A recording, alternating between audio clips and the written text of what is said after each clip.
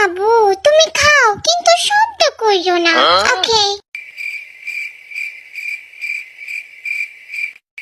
মুখটা খোলো দেখি খাইছো কিনা। এইবার বিনা শব্দে আমি খাইয়া উল্টাইয়া ফেলি।